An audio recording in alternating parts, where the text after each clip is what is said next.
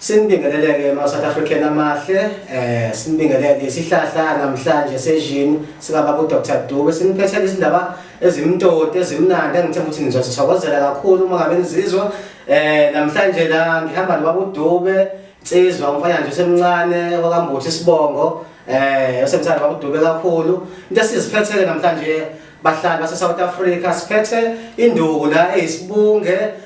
Ngabe unebhizinisi lokudayisa utshwala, sikhuluma ngamathaveni, sikhuluma ngokudla ukudayisa amarenki, sikhuluma ngabadayisa inkukhu, sikhuluma ngabantu abazama impilo emhlabeni, abantu bayazama akwenzeki. Kodwa ke namhlanje ku-Dr.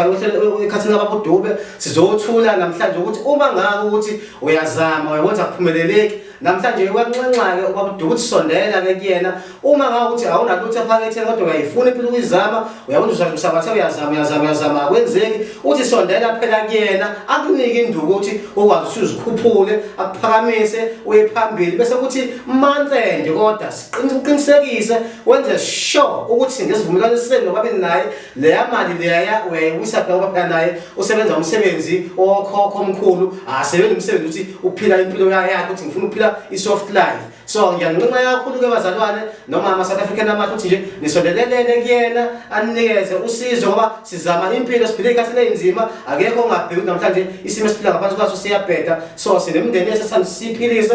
Kuzoba number 2 kunenye induku la futhi ayiphethe esebenza nge-orange kodwa sizobe siyichaze ngasekugcineni nama-numbers akhe ngizowashiya uma ukuthi udinga ama-information, then uzobe usukhondaktana naye noma nami uqobo lakhe ngoba ngi-assistant yakhe mina uqobo lami. Ngicabanga ukuthi-ke abahlali base-South Africa bazwile basizakele, noma ngabe-ke phela-ke unawo lowo ubhubhano lawo ephaketheni esingasho ukuthi ungabe usasondelelela ngoba sesiphila ezikhathini ey'ningi ey'nzima, iy'khathi zokugcina sesiphila kuzona. Abanye bayimgulukudu, ngiyaxoxa ukusho nje abantu bayimgulukudu, athi umuntu noma ngabe unawo lowo ubhubhwana angafuni ukukhipha phela abeke aphonde amaphonse ezivaneni athi anginalutho, bese kufanele ukuthi manje gcina phela kokuthi mhlawumbe like ngesikhathi endivumelana ngaso nobaba uDube uthi uzokuza umusela amasenti akhe ngaso noma imali yenkanyiso yakhe ngaso, sekuyaba usuthi wena hayi angiyibonanga le nto ingidlalela mina. Siyacela ukuthi nje sisebenzeni ngentembeko nangokubambisana nangokuthembana, sizobona siya phambili siphumelela, singadlali inyanga mbumbulu, singadlali inyanga lezi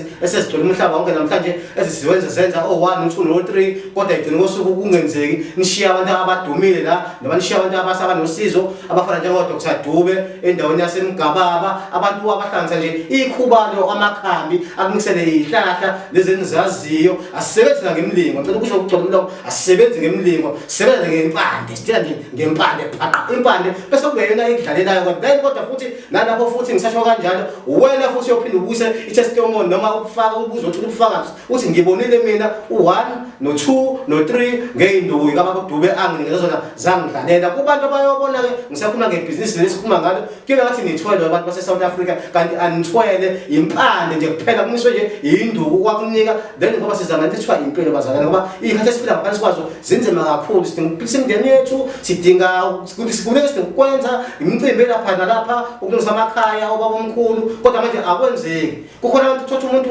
uyadinga ukuthi aphile, ukawathi ubaba uDube ngihlebele eceleni, khona abantu uthatha umuntu sekazalwa Nkosi yami, sekazalwa akaze aqashwe emsebenzini, akaze kwenzeke lutho, kodwa uyafisa ukuzama ukuthi phela afane nabanye abantu emhlabeni abaphilayo akwazi ukuziphilisa nomndeni wakhe, kodwa ukuthi akwenzeki khona. Siyamnxenxa nalo muntu onje. Into enhle kakhulu-ke siyanxenxa-ke noma ngabe umanikiniki ey'nkalweni zakho la ukhona khona emakhumbini amanye omhlaba. Siyabacela abantu base-South Africa bandla bangazibukeli phansi, bangaziyekeleleli bebulawa yi-poverty, bebulawa isimo sendlala, ukuthi basondelelele phela kubaba uDube. Ubaba uDube uyiphethe le nduku yakhe eyisibunge, uyaqhuma nje uphalaze ngawo kuphela kodwa bese iyakusiza, bese iyakudlalela. Akuzosho mina ukuthi ngiyincoma kangakanani, ubufakazi buyothula ukubona uqobo lakho ngoba izobe idlala kuwena, izobe isebenza kuwena, wena uzobe ufakazi wami noma wena uzobe ufakazi kababa uDube, ubuye uzothola ubufakazi ukuthi baba uDube ngiyabonga ngifike la kuwena ngiqaqa ngamadolo, impilo engahlangani ithi ngiyazama kungahlangani, kodwa la sengikhona khona namhlanje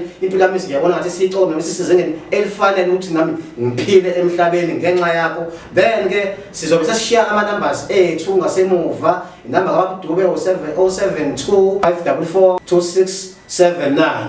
Mase kuzoba inamba yami uqobo ethi 067 645 424 067 ngiphinde 645 6424 ngitholakala lapho Sibonga South Africa namahle.